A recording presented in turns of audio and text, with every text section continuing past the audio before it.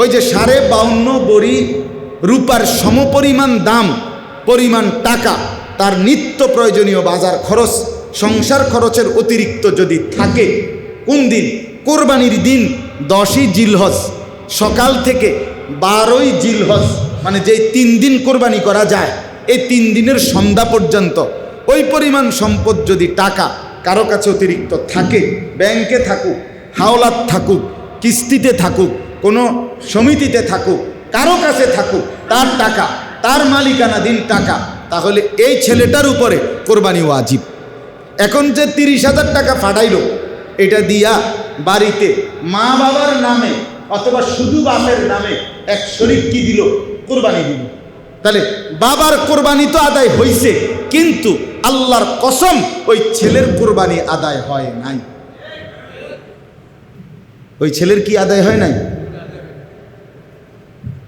তো তাহলে ওই ছেলের কোরবানি যে আদায় হয় নাই, এভাবে যে 10 বছর, এভাবে যাই যে 20 বছর ধরে হাইতে বাইতিয়া ফাড়ায় তার বাপ্পার নামে কোরবানি হয়, তো তার কোরবানি 20 বছর যে কোরবানি সে দিল না, হইল না তার নামে, কি পরিমাণ গুনাহ জমল বলেন না?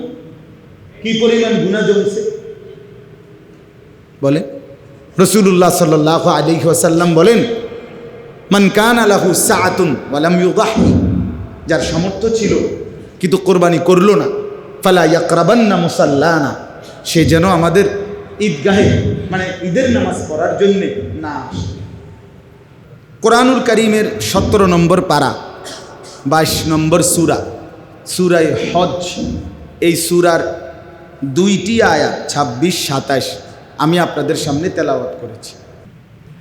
মূলত এই মুহূর্তে আরবি যেই মাস চলতেছে, এটা হলো পুরাপুরি হজ্জের মাস। কিসের মাস? কোরআনুল কারীমের মধ্যে আল্লাহ তাআলা ইরশাদ করেছেন, আল হাজ্জু আশহুরুম মালুমাত, হজ নির্ধারিত কয়েকটি মাসে হয়ে থাকে। তার মানে নির্ধারিত কয়েকটি মাস। তাহলে বোঝা গেল মন মতো না, বরং কি নির্ধারিত। এই নির্ধারিত মাসগুলো হচ্ছে 3 মাস। নবী সাল্লাল্লাহু আলাইহি সাল্লাম বলেন, শাওয়াল, যুলকাআদাহ, যুলহাজ্জা। রমজানের রোজা শেষ হইলে ঈদের দিন, এটারই কয় পহেলা শাওয়াল। ঈদের দিন যেদিন, সেদিনরে কি বলে? শাওয়াল মাসের 1 তারিখ। ওই দিন থেকে মানে শাওয়াল মাস পুরাটা, যুলকাআদা মাস, এরপরে জিলহজ মাসের 10 তারিখ পর্যন্ত এটাকে বলে হজ্জের মাস। মানে এই সময়ের ভিতরেই আল্লাহর বান্দা আল্লাহর ঘরের উদ্দেশ্যে হজ আদায় করবার জন্য যায়, হজ আদায় করে এবং এরপরে বা তরতিব ধারাবাহিকভাবে ফিরে আসে। তাইলে এই মুহূর্তে এখন এই যুলকাআদা মাস, জিলকদ মাস, এটা হজ্জের মাস। এখন হজ্জের মাসই চলতেছে। সারা পৃথিবী থেকে আল্লাহর বান্দারা কম বেশি সারা বিশ্ব থেকে মুসলমান আল্লাহর ঘরের উদ্দেশ্যে যাচ্ছে। এই মুহূর্তে প্রতিদিন ফ্লাইট চলতেছে। সারা বিশ্ব থেকে দলে দলে, হাজারে হাজারে, লাখে লাখে মুসলমান আল্লাহর ঘর কাবার কাছে ছুটছে। এই মুহূর্তেও যদি কল্পনা করেন, তো এই মুহূর্তেও আল্লাহর ঘরের চারদিকে লক্ষ লক্ষ মানুষ ঘুরতেছে। সুবহানাল্লাহ, আল্লাহর ঘরের চারদিকে ঘুরতেছে। এই হজ, এইটার একটু গুরুত্ব আপনাদের কাছে সামান্য একটু বলা, এটা ছিল উদ্দেশ্য। আমাদের মুসলমানদের জন্য ইবাদত, আমরা যে আল্লাহর ইবাদত করি, এই ইবাদত মোটা দাগে মৌলিকভাবে 2 প্রকার। এক প্রকার হলো ইবাদতে বাদানিয়া, শারীরিক ইবাদত, যেগুলো শরীর দিয়ে করতে হয়। আরেকটা হলো ইবাদতে মালিয়া, আর্থিক ইবাদত, যেটা অর্থ দিয়ে আদায় করতে হয়। এই মুসলমানদের সমস্ত ইবাদতের মধ্যে এই 2টা জিনিস জড়িত। কিছু আছে একেবারে শুধু শারীরিক ইবাদত, কিছু আছে আর্থিক ইবাদত, আবার এমনও আছে যেটার মধ্যে আর্থিক শারীরিক 2টারই সমন্বয় আছে। এর মধ্যে এই আর্থিক এবং শারীরিক ইবাদত 2টা মিলাইয়া সমন্বিত ইবাদত হলো হজ। এটা আদায় করার জন্য শরীর দিয়া নির্দিষ্ট জায়গায় যাইতেও হয়, আবার নির্দিষ্ট পরিমাণ টাকাও খরচ করতে হয়। তাহলে বাইক বইয়া কোনো কি করা যায় না, হজ করা যায় না। 1 কোটি টাকা খরচ করলেও সেটা হবে। তাইলে এখন আসেন, মোটা দাগের একটা কথা বুঝতে হবে, সেটা হলো আমাদের মুসলমান সমাজের মধ্যে শারীরিক ইবাদত যেগুলো, এগুলো করবার প্রতি মুসলমানদের যদিও কিছুটা, সকলের না, মোটামুটি একটা ভালো অংশ মুসলমানদের শারীরিক ইবাদত আদায় করে। রোজা, নামাজ, জিকির, কোরআন তেলাওয়াত, তাহাজ্জুদ, আউয়াবিন, এশরাক, চাশতের নামাজ, জিকির আজকার, মনে করেন এগুলো শারীরিক শরীর দিয়ে করতে হয়, ঠিক কি না বলেন না? তো এগুলো মোটামুটি মুসলমানদের মধ্যে একেবারে ব্যাপক না হোক, মোটামুটি অংশ আদায় করে, পুরুষরাও নারীরাও। নামাজও পড়ে, রোজাও রাখে, এরপরে আপনার জিকির করে, কোরআন শরীফ তেলাওয়াত করে, আউয়াবিন পড়ে, মাগরিবের পরে, সকালবেলা এশরাকের নামাজ পড়ে, রাত্রিবেলা তাহাজ্জুদের নামাজ পড়ে, সব সময় তাসবিহ তাহলিল করে, আল্লাহ বিল্লাহ করে। কিন্তু আর্থিক ইবাদত যেটার মধ্যে খরচ করতে হয়, এটার মধ্যে যেই শ্রেণী শারীরিক ইবাদত করে না, এখানে এই আর্থিক ইবাদতের ক্ষেত্রে এই পার্সেন্টটা আরও অনেক কমে আসে। অর্থাৎ একেবারে সামান্য সংখ্যক মুসলমান আর্থিক ইবাদতের প্রতি আগ্রহী বা মনোযোগী, বাকি অধিকাংশই এই ব্যাপারে দান, সাদাকা, আর্থিক ইবাদত, এই ব্যাপারে প্রত্যেকের মধ্যে বখিলি, কৃপণতা। যাকাত একটি আর্থিক ফরজ ইবাদত। আর্থিক কি ইবাদত? ফরজ ইবাদত যাকাত। কিন্তু এইটা সম্পর্কে শতকরা 95-98% মুসলমান এটা জানেও না, বোঝেও না, জিজ্ঞাসার প্রয়োজনও করে। আপনি বলেন এখানে, এখন বলেন, যারা এখানে বাচ্চা ছেলে, কিশোর তরুণ, অবকথা বাদ দেন, যারা কিছু টাকা পয়সা রোজগার করেন, চাকরি করেন, ব্যবসা করেন, কিংবা কামাই রোজগারি আছে, জায়গা জমি আছে, তারা কয়জন এই পর্যন্ত কোনো আলেমে দ্বীনের কাছে আইসা জিজ্ঞেস করছেন যে হুজুর, আমার মোট এই সম্পত্তি, সহায় সম্পত্তি আছে, এই অবস্থায় আমার উপরে যাকাত ফরজ হইল কি না, হইলে কদ্দুর হইল, কদ্দুর দিমু, এটা বুঝার চেষ্টা করছে নিজ গরজে, যেহেতু এটা ফরজ। এরকম মুসলমান পাওয়া যাবে একদমই অল্প, একদমই অল্প। কারো মন চাইলে কিছুটা যাকাত দেয়, কারো মন চাইলে দেয় না। কিন্তু এটা যে একটা ইবাদত এবং এটা যে ফরজ, এটা যে গুরুত্বপূর্ণ, এটার প্রতি মনোযোগ, আন্তরিকতা, যথাযথ মাসআলা বুঝা, শরীয়তের বিধান বুঝার আগ্রহ একদমই কম, একদমই কম। আচ্ছা, 2 নাম্বার, কুরবানি। এটা একটা আর্থিক ওয়াজিব ইবাদত। ফরজ আর ওয়াজিব হুকুমের মধ্যে যদিও 2টা, কিন্তু আমলের ক্ষেত্রে বরাবর। ফরজও বাদ দেওয়া যায় না, ওয়াজিবও টোটালি বাদ দেওয়া যায় না। কথা বুঝিনি আপনি? ফরজ ওয়াজিব হুকুমের মধ্যে কি আছে, এক স্তর কম বেশ। এটা ফরজ, এটা ওয়াজিব, কিন্তু পালন করার বেলায় 2টাই সমান। ফরজ বাদ দেওয়া যায়, ওয়াজিব বাদ দেওয়া যায় না। তাইলে কোরবানি একটি ওয়াজিব আর্থিক ইবাদত, কিন্তু আমাদের সমাজের কয় পার্সেন্ট মুসলমান ঠিক মতো এই কোরবানিটা আমার উপরে ওয়াজিব হলো কি না বাস্তবিক অর্থে, আমি এবারে অভাবে থাকি, আমার টাকা পয়সা কম হোক, কিন্তু আমার উপরে যদি ওয়াজিব হয় তাইলে তো আমাকে করতেই হবে, ঠিক কিনা বলেন না? আমার এখন বিরাট ঝামেলা, এরপরেও আমার ছেলেটা অসুস্থ, তো তাইলে কি আমাকে ডাক্তার দেখাইতে হবে না? আমার এখন ব্যবসায় টাকা দরকার, অনেক টাকা, কিন্তু তাই বলে কি আমি আমার সংসারের বাজার করতে হবে না? তাইলে কোরবানি এটা একটা আর্থিক ওয়াজিব ইবাদত। এখন শতকরা কয় পার্সেন্ট পুরুষ নারী মুসলমান এটা বুঝার চেষ্টা করে যে আমার কি থাকলে, কি অবস্থা থাকলে, কদ্দুর সম্পদ থাকলে কোরবানি ওয়াজিব হয়, এটা বুঝার মানসিকতা একদমই কম। এটার ওয়াজও কম, এটার বয়ানও কম। মানুষও শুনতে চায় না, হুজুরও বলতে চায় না, সব মিলাইয়া গড়ে বাদ, অবহেলিত। তো কোরবানি করেন? হ্যাঁ করেন। তো ওই নিজের থেকে যার আগ্রহ হয় সে কোরবানি করে। আরেকটা হইল সারা বাংলাদেশে মুসলমান যদি হয় 14 কোটি, মুসলমান যদি হয় 12 কোটি, তো এখন এই মুসলমানের ভিতরে এটার বুঝ যে না আমার উপরে কোরবানি ওয়াজিব হলো কিনা, যদি হয় আমাকে দিতেই হবে, এই বুঝ নিয়া এই মাসআলা জেনে বুঝে সকলেই পালন করে বা সংখ্যাগরিষ্ঠ সংখ্যা পালন করে এমন কয়জন? এমন আপনি একটা উদাহরণ দিই, ছোট্ট একটা উদাহরণ দিলে বুঝবেন। মনে করেন ফুত বিদেশ থাকে, বাপ মা জীবিত, ছেলেটা সব সময় বাড়িতে টাকা পাঠায়, 20,000 10,000 করে 2 মাস পর পর 1 মাস পর পর বাড়িতে কি পাঠায়? টাকা পাঠায়। মা বাবা এটা দিয়ে সংসার চালায়, বউ বাচ্চা নিজেদের জীবন চলে, ভালো কথা। কোরবানি আসছে, এখন ছেলেটা বিদেশ থেকে বাড়িতে 30,000 টাকা পাঠাইছে, বুঝছেন?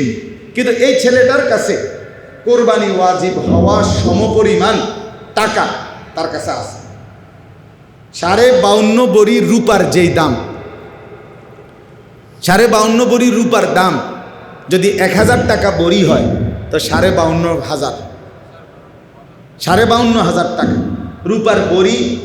800, 700, 1000 কিংবা 1200 এর মধ্যে উঠানামা করে, বুঝলেন? রূপার বড়ি 3,000 4,000 টাকা হয় না, 1000 1200 1300 800 কখনো কমে যায় কখনো বাড়ে, এর মধ্যেই থাকে। তাইলে 52,500 অথবা 60,000 ধরেন, যদি 1200 একটু বাড়ে, এই টাকাটা এই ছেলেটার কাছে আছে। বিদেশে না বিদেশে আছে, তার কাছে তার ব্যাংকে জমা আছে, অথবা তার বউয়ের কাছে যে বাইক টাকা পাঠাইছে সেখানে আছে, অথবা কোনো সমিতির মধ্যে লাগাইয়া রাখছে, অথবা ব্যাংকে জমা করে রাখছে, যেখানেই হোক তার কাছে মনে করেন টাকা। সে কি শুধু এই মাসে, মে মাসে, এখন এই মে মাসে যে বাড়িতে যে 30,000 টাকা পাঠাইছে, তার কাছে বিদেশের এই ছেলেটার কাছে শুধু এই 30,000 টাকাই না, আর টেয়া নাই। কথা বলেন না কেন? আর টাকা নাই তার কাছে। তাইলে এই পরিমাণ টাকা, ওই যে 52.5 বড়ি রূপার সমপরিমাণ দাম পরিমাণ টাকা, তার নিত্য প্রয়োজনীয় বাজার খরচ, সংসার খরচের অতিরিক্ত যদি থাকে, কোন দিন? কোরবানির দিন 10ই জিলহজ সকাল থেকে 12ই জিলহজ, মানে যেই 3 দিন কোরবানি করা যায়, এই 3 দিনের সন্ধ্যা পর্যন্ত ওই পরিমাণ সম্পদ যদি টাকা কারো কাছে অতিরিক্ত থাকে, ব্যাংকে থাকুক, হাওলাত থাকুক, কিস্তিতে থাকুক, কোনো সমিতিতে থাকুক, কারো কাছে থাকুক, তার টাকা, তার মালিকানাধীন টাকা, তাহলে এই ছেলেটার উপরে কোরবানি ওয়াজিব। এখন যে 30,000 টাকা পাঠাইল, এটা দিয়া বাড়িতে মা বাবার নামে অথবা শুধু বাপের নামে এক শরীক কি দিল? কোরবানি দিল। তাহলে বাবার কোরবানি তো আদায় হইছে, কিন্তু আল্লাহর কসম ওই ছেলের কোরবানি আদায় হয় নাই।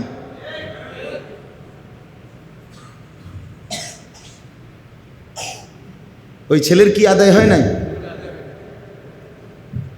তো তাহলে ওই ছেলের কোরবানি যে আদায় হয় নাই, এভাবে যে 10 বছর, এভাবে যাই যে 20 বছর ধরে হিতে বাইতিয়া ফাড়ায়, তার বাপ্পার নামে কোরবানি হয়, তো তার কোরবানি 20 বছর যে কোরবানি সে দিল না, হইল না, তার নামে কি পরিমাণ গুনাহ জমল বলেন না? কি পরিমাণ গুনাহ জমছে বলে?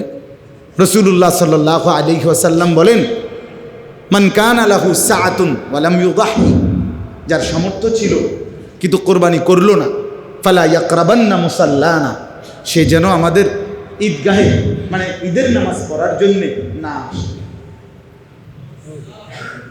না আসে।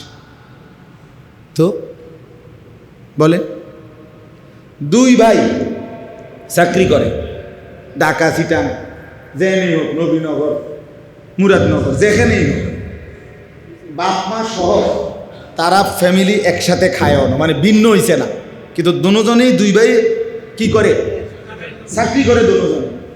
তো এখন কোরবানি আসছে, আর দোনো ভাই মিল্লা 20,000 টাকা বা 30,000 টাকা বাপের হাতে দিছে, আব্বা একসাথেই তো আমরা আমনের নামে কোরবানি দেন, আর ঈদের দিন গোস্ত দিলে দোনো ঘরে আমি কুদ্দুর কুদ্দুর করে কি করে দিয়ে ভাগ করে দিয়ে, অথবা এক লগে রান্দা টাইন্দা খাইব, কোরবানি না কুদ্দুর দেওন, হ্যাঁ মিল্লা জিল্লা তো গোস্ত সবাই খামো।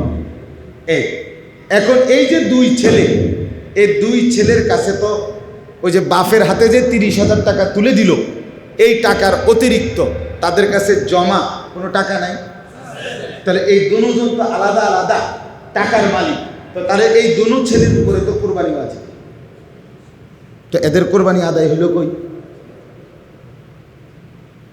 কথা বলেন না কেন? এদের কোরবানি কই আদায় হলো? এদের বাপের নামে না কোরবানি দিল, তো বাপের কোরবানি তো হইছে, সেটা গুনাহ না। বাপের বা আমি আমার থেকে আমার আব্বারে টাকা দেওয়া গুনাহ, আমার টাকা দিয়ে আমার আব্বার নামে যদি কোরবানি করে এটা গুনাহ না? এটা তো ঠিক আছে, আমার কোরবানিটা, আমার কোরবানিটা, আমার যদি দুইজনের দুইটা লুঙ্গি লাগতো, তো তা আমি কি আমার আব্বারে একটা লুঙ্গি দিয়া এরপরে আমি আব্বার লুঙ্গিটার দিকে চাইয়া থাকতাম নাকি? আমার যদি দুইটা জামা লাগতো, কথা বোঝেন না, বাপের একটা দরকার, আমারও একটা দরকার, তো কি নিয়ম কি? না আমি এমনি আগুন আপনি লুঙ্গি কিনতেন নাকি? তো আমার এই ছেলের কোরবানি কই?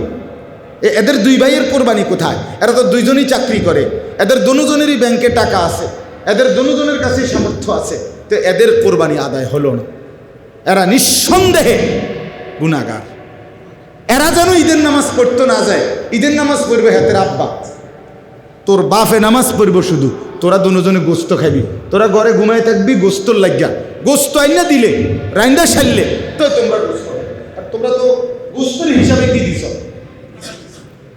বুঝলেন না? তোমরা তো নামাজ পড়ানোর লেগে দিছ না, তো তোমরা নামাজে যাইও না। বুঝছেন নি কথাটা? আচ্ছা, 7 শরিকে কোরবানি, তো 6 শরিক হয়ে গেছে আলগা, আরো 6 জন, 6 ঘরের। এখন এই তারা দুই ভাই মিল্লা দুজনের উপরে কোরবানি ওয়াজিব, মানে দুজনেই আলাদা চাকরি করে, দুজনের কাছেই টাকা আছে, এখন দুজনে মিল্লা করছি কি যে আমরা বাইটাই না বুঝতো আলাদা করে ভাগ করে লাগবো। এখন আমরা দুইজনে মিল্লা 30,000 টাকা ওই হেই 6 শরিকের লগে আমরা এক শরিক কোরবানি দিই। হ্যাঁ, এরা দোনো ভাই মিল্লা কি দিল? 30,000 টাকা দিল, দিয়া এক শরিক কোরবানি অংশগ্রহণ করল। কার লগে? 6 শরিকের লগে। কয় শরিকের লগে? কথাটা বুঝছেননি আমার? তাহলে এখন কি দাঁড়াইলো? এখানে দুইজনের উপরে কোরবানি ওয়াজিব হয়েছিল, এরা দুইজনের উপরে কোরবানি ওয়াজিব, আর আগের তো কি হইয়া রয়েছে? তো এই এখন কয়জন হইল কোরবানির শরিক? একজনের কোরবানিও হবে না।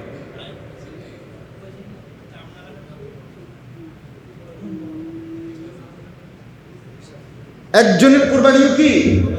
তোরাও মার খাই, তারাও শেষ। গোস্ত সবাই খাইতে পারবে আল্লাহর রহমতে, গোস্ত জোশ হইব। গোস্ত কি হবে? জোশ হইব, গোস্তর লেগে আটকাইতো না। কিন্তু এই গোস্তের ঝোল রুডি ইডি আর আসমানের হেদিকে আর যাইতো না, ইডি এন থেকে শেষ ঠিকানা মাত্র ডেকসির থেকে পেট, সেখান থেকে কি খালাস। আল্লাহ আমাদেরকে মাফ করে দেন। আমি আরো অনেক উদাহরণ দেওয়া যায়, এটা একদিনে 1 ঘন্টায় একবারে বোঝানো সম্ভব না। আমি শুধু উদাহরণ দিলাম, গুরুত্বটা বুঝাইতে চাইলাম। কি পরিমাণ মুসলমানের উপরে কোনো মহিলা তার কাছে 1 বড়ি 1.5 বড়ি স্বর্ণ আছে। ওই কোরবানির ঈদের দিন, এই 10ই জিলহজ কোরবানির ঈদের 3 দিন, তার কাছে ওই সময় এই স্বর্ণ রৌপ্যর সাথে আরো 10,000 টাকা আছে। বুড়ির ফুতেই আলগা, মা আব্বারের সংসারের যা যা টাকা লাগে টির তো দিছি, আমনের লাগে মা 10,000 টাকা 5,000 টাকা আমনের আলগা দিছি, এটি হাবড়াতে কইেন না, আমনি খরচ করেন রাখেন। এভাবে ফুতে মনে করেন এ বুড়িরে সবসময় টাকা দেয়। বুঝছি নি কথা? আমার আম্মা একেবারেই অসুস্থ, কিছু তেমন বুঝেও না, কেমন আমার বাসাতেই এখন আসে, থাকে, খায় দায় সব কিছু, মার কোনো কিছু দরকারও না। আজকে সকালেও নাস্তার আগে দিয়ে দেখি মা টাকা দেবে, আমি বললাম মাইরি সাইকেল দুর্বনে চাই, আমি কত চাই দিয়ে 11,000 টাকা, 500 টাকার নোট সবডি, 22টা নোট, 11,000 টাকা। ওই যে আমি বড় ভাই মেজো ভাই তারা কেউ 500 কেউ 1,000 কখনো কখনো দেয় না মারে, তো মা এই টাকা এটি জমাইয়া ব্যাগের মধ্যে ফেলে রয়েছে। কথা বুঝছেন কিনা বলে? এরকম মহিলাদের মধ্যে থাকতে পারে কিনা? অ্যাভেলেবেল। আসেনি মানে আসেনি মানে আজ থেকে 20 বছর আগে 30 বছর আগে অন্যরকম ছিল। আগে আমাকে বাপ চাচা দাদারা বেডিতে রাতে সাইরে নাও দিত না। আমি আমার আব্বারে দেখতাম আরেকদিকে ফিরে দেওয়া বলে। কথার কথায় আগে ছিল না, মহিলারা সাহসও করতো না, বেড়ইতে টেয়া পয়সা খবর লইব, হিসাব লইব, বাবা। কেন এখন পুরুষ তার সমস্ত ইনকামের টাকা পয়সা সব হিসাব জমায়ে রাখে। উনি এলেন এটিএম বুথ। এটিএম বুথ বুঝেন না, যেটাতে টেয়া বাইর করে। মহিলার কাছেই টাকা থাকে, মহিলার কাছে অ্যাভেলেবেল টাকা থাকে।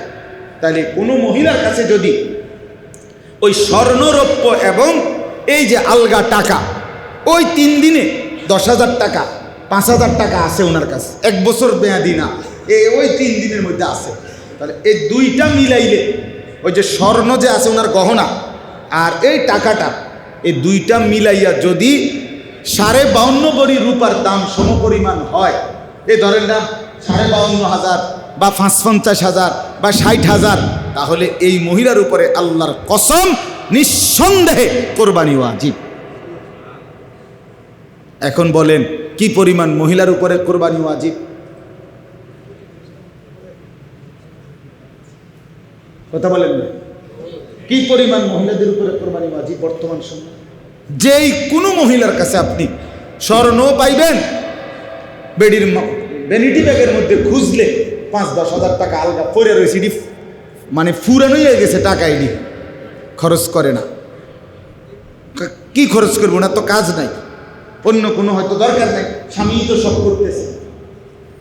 তাইলে আমি আপনাদের কাছে আজকে এটা বুঝাইতে চাইলাম, আমাদের এই যাকাত, মনে করেন একজন, প্রায় সময় আমি বলি, একজন ফকির ভিক্ষা করে। কি করে? এখন তার কাছে ভিক্ষার টাকা 60,000 টাকা জমছে। এই 60,000 টাকা সে এই বছর মে মাসে ওনার কাছে রাখছে, আমানত। আমি আমার টাকা দিয়ে আপনার কাছে দিয়ে রাখলাম, আমার লাগলে আমি নিব, কথার কথা। আচ্ছা, এবার এই লোকটা চলতেছে প্রতিদিন তার ওই ভিক্ষার টাকা দিয়ে, তার তো ডেইলি ইনকাম আছে, এটি দিয়েই তার কি চলে, মনে করেন চলতেছে। তো এই 60,000 টাকা যেমনের টাকা এমনে আগামী বছরে মে মাস পর্যন্ত 1 বছরে এই টাকা উনি আর নেয় নাই, এটা লাগেও নাই হাতে। হাতে তো কি দিয়ে চলে? ডেইলির ভিক্ষার টাকা দিয়ে চলে। এই ভিক্ষুক এই 1 বছর যখন পূর্ণ হলো, কিসের উপরে? 60,000 টাকার উপরে। এই বছর আইসা 1 বছর পরে ওই যে 52.5 বড়ি রূপার দাম সমপরিমাণ এই টাকার মূল্য কিনা? কথা বলেন না কেন? এই টাকা 60,000 টাকা, এখন 52.5 বড়ি রূপার দামের তদ উপরে না, এবং এটার উপরে 1 বছর হইল কিনা? এই ফকিরের উপরে যাকাত দেওয়া এই বছর এই 60,000 টাকা। হ্যাঁ, ফরজ। তাহলে আমরা যে মনে করে নিছি জাকাত শুধু বড় লোকে দিতে হয়, এটা কোন কিতাবে বলেছে? জাকাত বড় লোকের উপরে ফরজ হয় পৃথিবীর কোন কিতাবে, আসমানের নিচে জমিনের উপরে কথা নাই যে জাকাত বড় লোকের উপরে ফরজ। না না, শরীয়ত কর্তৃক একটি নির্দিষ্ট পরিমাণ অর্থ যার কাছে 1 বছর পরিমাণ থাকে তার উপরে জাকাত ফরজ হয়। একজন লোক একবারে গুলশান থাকে, তার বাড়ি গাড়ি আপনার 200 কোটি টাকার মালিক সে, কিন্তু তার ব্যাংকের ঋণ মিন আছে, তার ঋণ আছে, সে 250 কোটি টাকার ঋণ। আমার আপনার কাছে না 1 কোটি টাকা অনেক কিছু মনে হয়। বড় বড় শিল্পপতি, গার্মেন্টস মিল, ফ্যাক্টরির মালিক, হেরা শুরুই তো করে 100 কোটি 200 কোটি লইয়া কথাই শুরু করে দিলে, কথা বুঝছেন না? তাইলে তারা কোটি কোটি টাকা ঋণ থাকে, তাদের ঋণ থাকে কিনা বলে। তা লোকটা যদিও ধনী, বাংলাদেশের মনে করেন সবচেয়ে দামি গাড়িতে চলে, 1 লাখ টাকা বাসা বাড়ি ভাড়া বাড়িতে সে থাকে, গুলশানে থাকে, কিন্তু তার ইনকাম আছে 2 কোটি টাকা, ঋণ আছে 2.5 কোটি টাকা। এখন এই বেটার উপরে জাকাত ফরজ 1 টাকাও ফরজ। তো এবারে তো ধনী, এবারে তো কি ধনী, তাহলে ধনীর উপরে ফরজ হয়। শরীয়ত কর্তৃক নির্ধারিত সম্পদ, শরীয়ত কর্তৃক নির্ধারিত সম্পদ, শরীয়ত কর্তৃক নির্ধারিত নিয়মের মধ্যে পড়লে ওই ব্যক্তির উপরেই কি হয়? জাকাত ফরজ হয়। সেটা ধনী না ফকির ওটা দেখার বিষয় না, ওটা দেখার।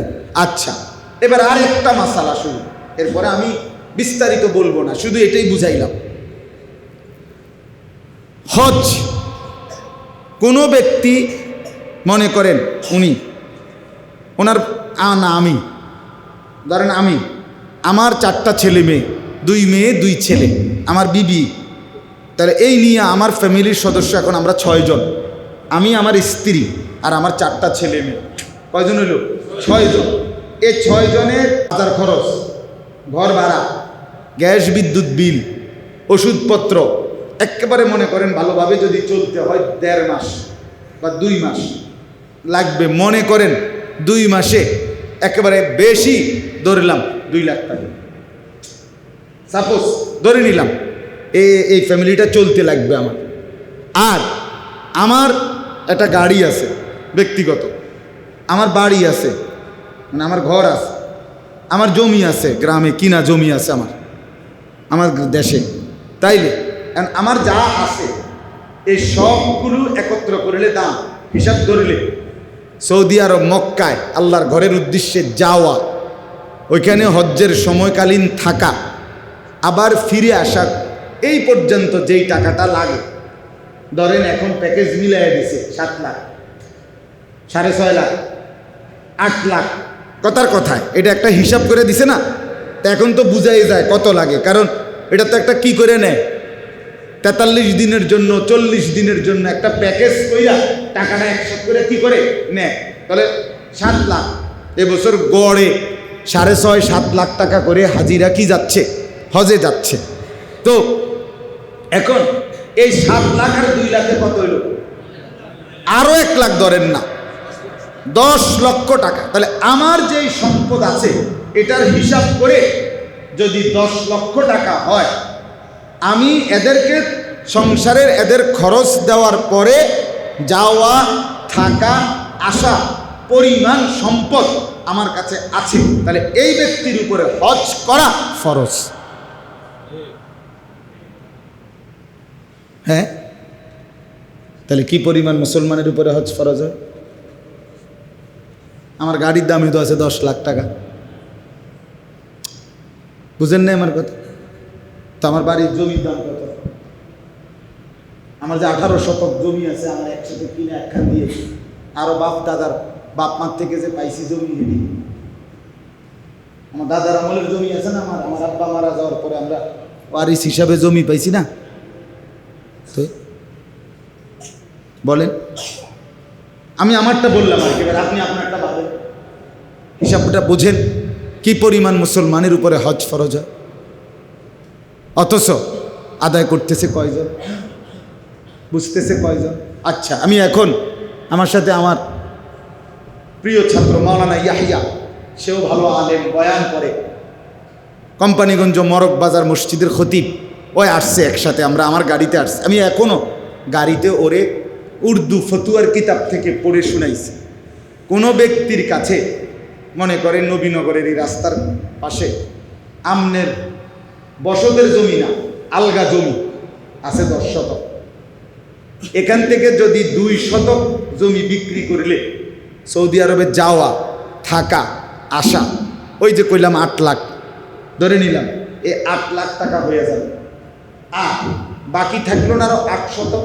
এই 8 শতক জায়গাও যদি বেচে বাকিটা, তাইলেও তার সংসার চলবে, মানে বাজার খরচা, স্ত্রী পুত্র পরিজনের কোনো অসুবিধা হবে না। সেখানে বেচার তো প্রশ্নই নাই। এ লোক কোনো এই জমি টাকা দিয়া সংসার চালানো, এর আরও কি আছে, ব্যবসা আছে, ছেলে বিদেশ আছে, কথা বুঝছেননি, অন্য খরচ ইনকাম তার আছে। কিন্তু শুধু যদি এই জমিটাও কুদ্দুর বেচে, তাইলে তার টাকা হবে হজে যাওয়া আসা, আর বাকি টাকা জমিটাও যদি বেচে, এটা দিয়েও সংসার চলবে। সেখানে আলগা টাকা থাকলে তো কথাই নাই। তো এই ব্যক্তির উপরে নিশ্চিত শুনে নেন, এই ব্যক্তি শুধু এই জমি, 1 টাকাও ক্যাশ নাই, কিন্তু কি আছে, এরকম জমিটা আছে। এই জমি থাকার কারণে এই ব্যক্তির উপরে হজ করা ফরজ, ফরজ, ফরজ। এই এখন পড়ে শুনেছি।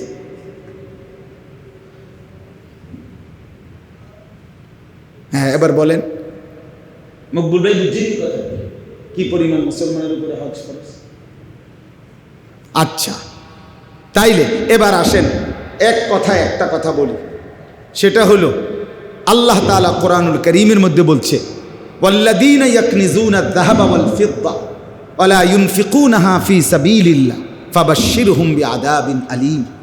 আল্লাহ বলেন, যারা স্বর্ণ রৌপ্য সম্পদ জমা করে রাখে, আল্লাহর রাস্তায় খরচ করে না, ওই যে যখন যেই ইবাদত, আর্থিক খরচটা এটা করে না, আল্লাহ বলেন, হে নবী, আপনি তাদেরকে অত্যন্ত ভয়ানক জাহান্নামের আযাবের ভয় দেখান, সংবাদ জানান। ফাবাশশিরহুম বিআযাবিন আলীম ইয়াওমা ইউহমা আলাইহা ফী নারি জাহান্নাম ফাতুকওয়া বিহা জিবাহুহুম ওয়া জুনুবুহুম ওয়া যুহুরুহুম। রব্বুল আলামিন বলে, তার সম্পদ স্বর্ণরৌপ্য টাকা পয়সাকে একত্রিত করে বলের মতো গোল কুণ্ডুলি পাকিয়ে, ফুটবল এরকম বলের মতো বানিয়ে জাহান্নামের আগুনে প্রথম পোড়ানো হবে। এরপরে সম্পদ নামের সেই পোড়ানো বলটা দিয়ে ফাতুকওয়া বিহা জিবাহুহুম, তার কপাল, ওয়া জুনুবুহুম, তার 2 কোমর, ওয়া যুহুরুহুম, এবং তার পিঠ আগুনে পোড়াইতে থাকবে। হাদা মা কানাস্তুম লিআনফুসিকুম। আর ফেরেশতা বলবে না ফরমান, এটা বল না, এটা হচ্ছে তোর জমানো সেই সম্পদ। ফাদুকু মা কুনতুম তাকনিজুন। অতএব আজকে যা জমা করেছো সেইটার শাস্তি ভোগ করো। কেন দিলেন না যাকাত? কেন দিলেন না কুরবানি? কেন করলেন না হজ? হ্যাঁ, ছেলেদের জন্য, মেয়েদের জন্য, সংসারের জন্য। কে বলছে আপনারে নিজের আখিরাত বরবাদ করে সংসার করতে বলছে? কে? নিজে পেশাবের উপরে দাঁড়াইয়া মানুষের দুধ খাওয়াইতে কইছে কে? কথা বলেন না কেন? হ্যাঁ, আপনারে কে বলছে বলেন? মুসলমান হজ করতে বললে বলে কি, ছেলে তো এখনো বিয়ে করাই নাই, 2টা মাইয়াই তো বিয়ে দিতে বাকি, এখনো তো বাইত কদ্দুর গদ্দুয়ারে করি নাই, ডাইনে বামে আরো কদ্দুর জাগা লইতে পারলে না, বাড়িটা কদ্দুর সুন্দর হইতো, 2টা ছেলে তো হুজুর বিদেশ পাঠাইছি, আরো একটা ছেলে বাকি বিদেশ পাঠানো। মুসলমান ছেলে বিদেশ পাঠানো, মেয়ের বিয়ে, বাড়িতে বিল্ডিং কিংবা জমি কেনা, এর সাথে হজের কি সম্পর্ক? কথা বলেন না কেন? হ্যাঁ, এটার সাথে হজ্জের সম্পর্ক কি? কোনো সম্পর্ক আছে এটা? তো আচ্ছা, এবার আসেন, যাকাতের কথা বললাম, আমার আর সময় নাই, এই জন্য বলছি। কোরবানি, রাসূলুল্লাহ সাল্লাল্লাহু আলাইহি সাল্লাম বলছে, সাফ বেটা নাফরমান, তুই কোরবানির দিন ঈদের নামাজ পড়তে আসবি না, তুই আসবি না, যা, শর্ত তুই আমাদের অন্তর্ভুক্ত না, যে কোরবানি দিল না। 3 নম্বরে হজ, এটা এই কথাটাই শুধু বোঝেন। রাসূলুল্লাহ সাল্লাল্লাহু আলাইহি সাল্লাম বলেন, মান মালাকা জাদান ওয়া রাহিলাতান তুবাল্লিগুহু ইলা বাইতিল্লাহ ওয়া লাম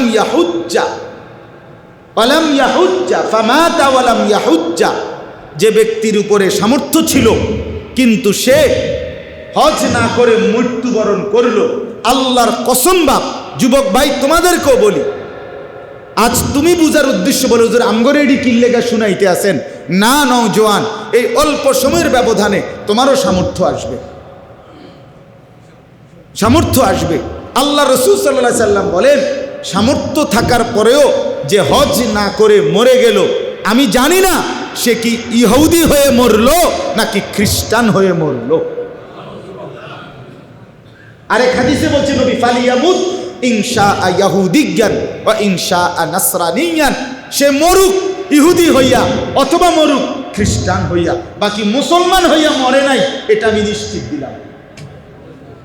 নবীজি কোনো এই কথা বলে নাই যে আমি জানি না তোর মৃত্যু কি মুসলমানের মৌত হইছে না বেঈমান কাফেরের মৃত্যু হইছে, এটা বলে নাই। বলছে আমি জানি না তার মৃত্যু কি ইহুদির মৃত্যু হইছে না খ্রিস্টানের মৃত্যু হইছে, বাকি মুসলমানের মৃত্যু যে হয় নাই এটা বুঝছি। কথা বোঝো না ইলিয়াস?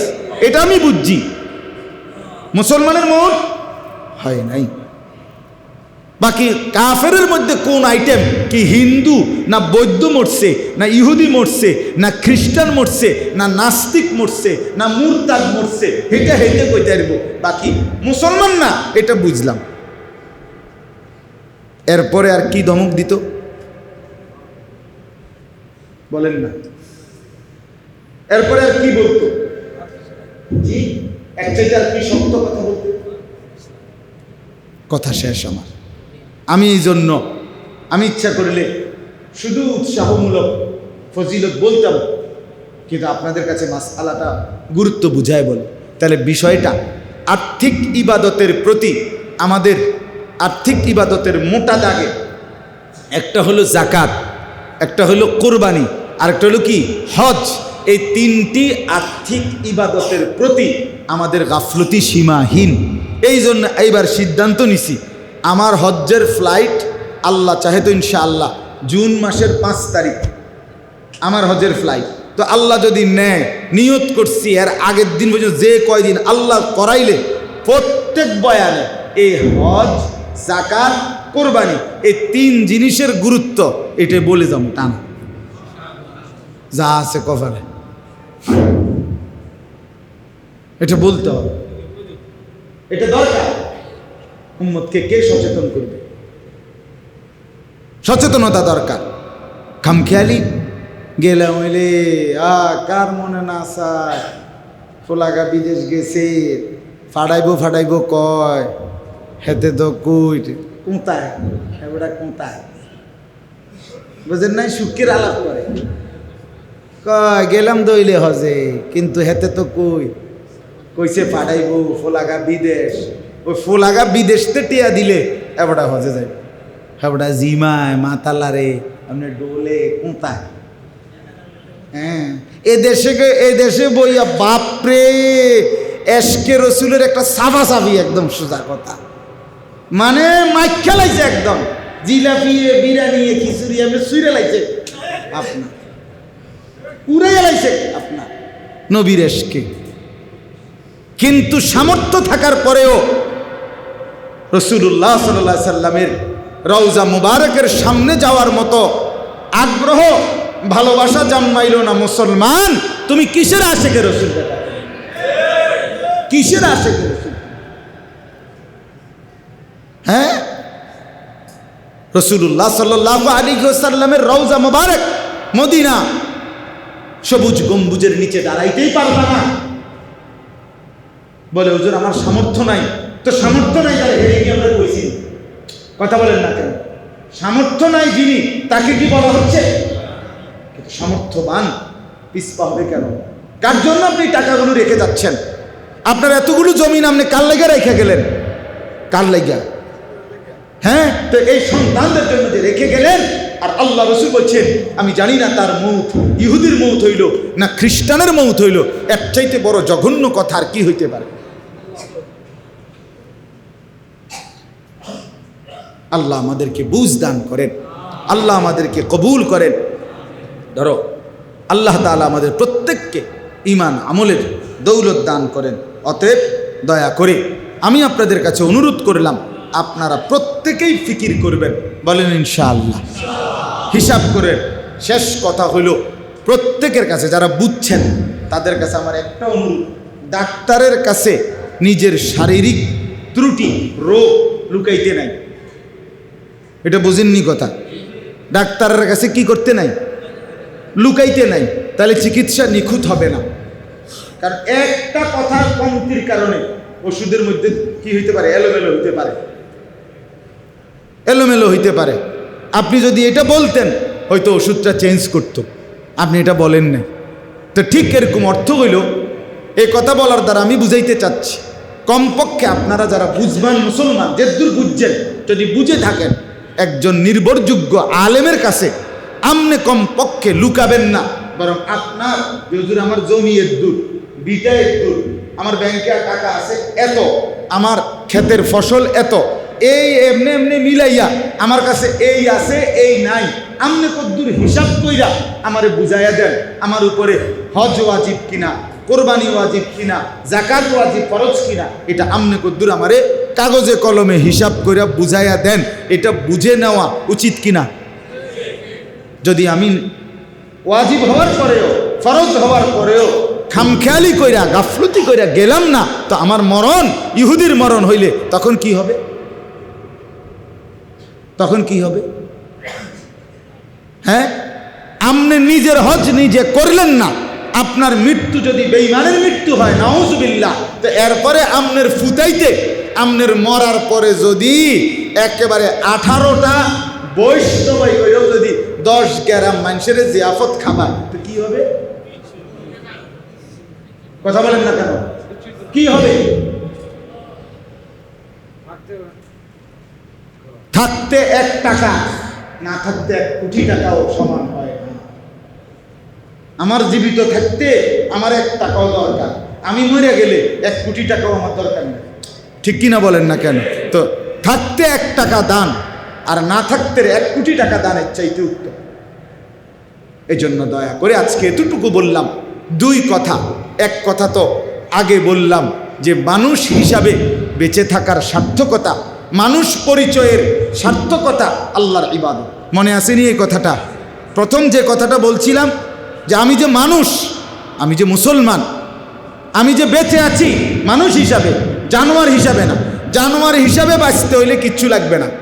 গরু, ছাগল, কুকুর, বিড়াল, সাপ বিচ্ছুর জীবন যদি কারো লাগে, তো এটার কোনো জায়েজ না জায়েজ, হালাল হারাম কিচ্ছু নেই, কিছুর দরকার নেই। কিন্তু মানুষ হিসাবে বেঁচে থাকতে হলে তাকে হালাল হারাম, বৈধ অবৈধ মেনে চলতে হবে।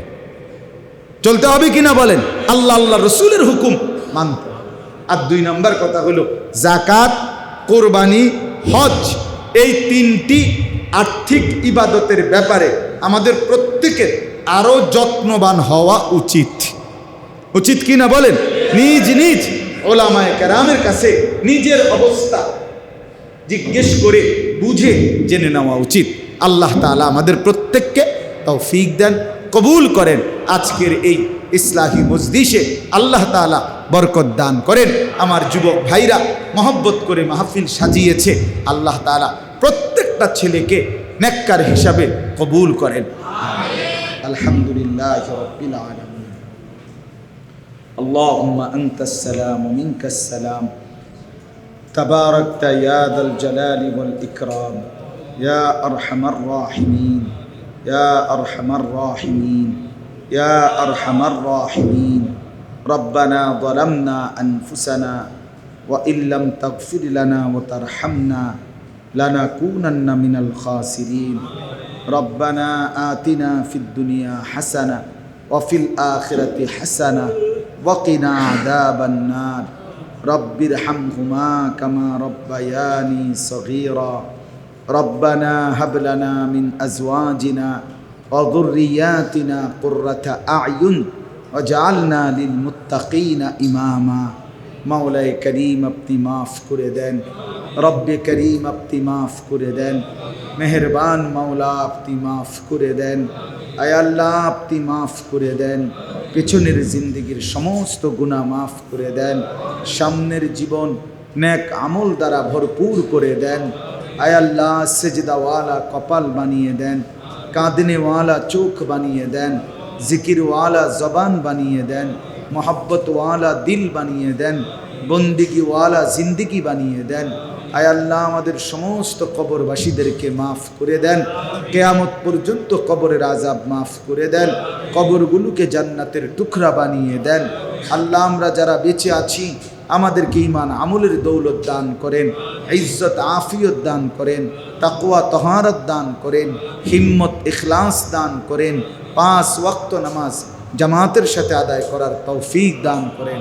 মাওলা আমার মুরব্বী বাবা চাচাদেরকে আরও বেশি নেক আমলের তৌফিক দান করেন।